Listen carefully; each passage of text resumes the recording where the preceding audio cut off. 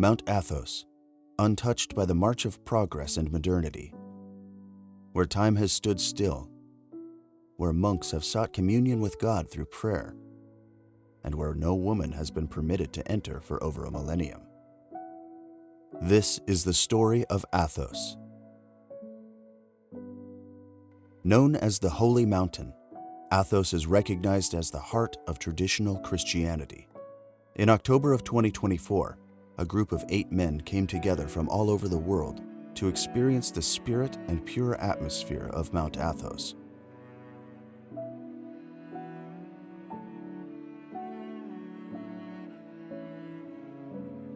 After visiting the holy churches in Thessaloniki, we drove to Uranoupoli, the last city before Athos. Throughout the drive, the majestic mountain, peaking up 2,031 meters above sea level, kept showing itself, hinting at the encounter with the divine ahead. After a night in Uranoupoli, we sailed away from the shore and left civilization behind.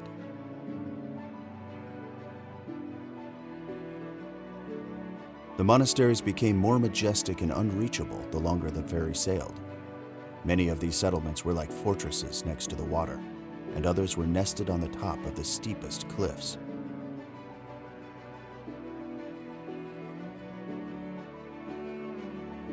The Skeet of Agia Anna welcomed us to the sacred ground and immediately demanded a steep, long hike up the mountain, toughening our group for the next 4 days' trials. We were prepared for long and tiring treks. Mount Athos is the garden of the Theotokos, the Mother of God, and while you are there, you are in her hands. So challenges showed up. After all, no true adventure is without its challenges. Athos is not for tourists looking for a summer vacation. Without the convenience of the internet and GPS, we had a crash course in learning to navigate with a physical map and compasses. Finding the right directions up steep cliffs, through dense forests, and through a spider's web of small footpaths demanded constant attention, and more than once we found ourselves on a wrong turn. One day specifically came with its hidden challenges. While 2 of the more energetic members of the group decided to go by a steeper side path, another member managed to crash his drone on an overgrown hilltop. After an intense fight with the thorny wild flora of Athos, the aircraft was found, although 2 of the 4 legs were broken. That meant no more footage for the rest of the trip. At least we managed to regroup before nightfall, and the doors of the monasteries were locked. Every night we stayed at a different monastery, never getting comfortable in one place. We had no choice but to adapt to a tough daily routine. The day started by waking up at 3 a.m. and attending service in the monastery. The morning service finished with tea or a humble breakfast at 7 a.m. Sometimes we managed a quick nap before packing our backpacks and preparing for the long journey to the next monastery, starting around 8 a.m. After a 20-kilometer hike, we arrived at the next monastery at 4 in the afternoon, taking advantage of a short dinner meal after evening vespers and getting ready for sleep at 7 p.m.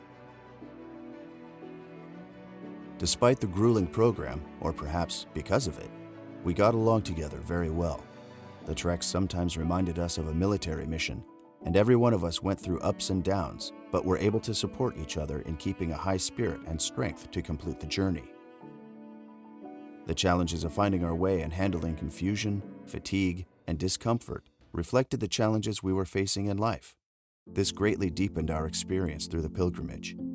We quickly formed a strong brotherhood and developed strong friendships which will last long after the pilgrimage.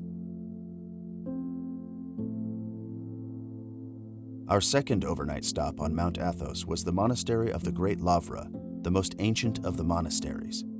The story of Athos is deeply intertwined with the spiritual journey of the founder of Great Lavra, Saint Athanasius, the Athonite. In the 10th century, Saint Athanasius arrived on Mount Athos. A few monks were already scattered across the slopes, living as hermits, often facing fierce persecution from the local pagan population.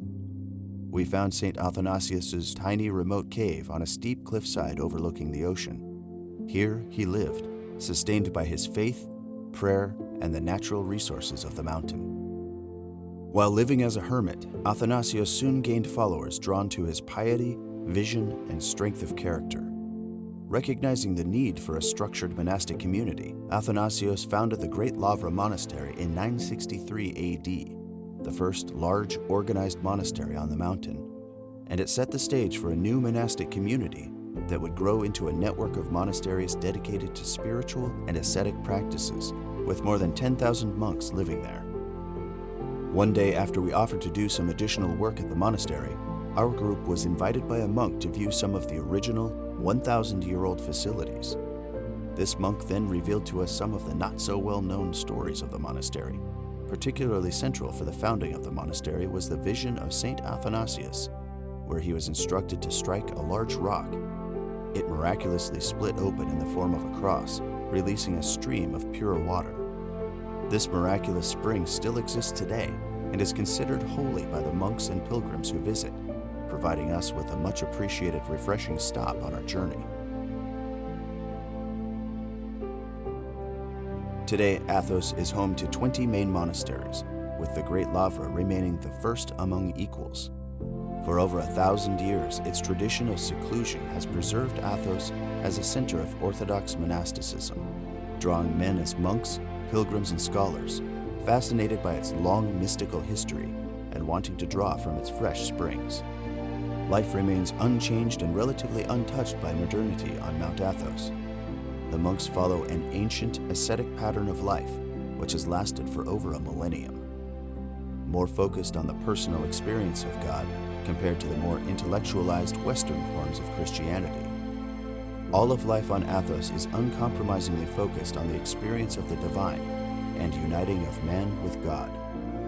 As guests, it was an honor to meet and experience sharing just a little of the lives of the men who had dedicated their lives to this aim. We could never even begin to share what this experience was like or what it meant for us. All we can say is, if you ever have an opportunity to visit Mount Athos, then do it. You will not be disappointed.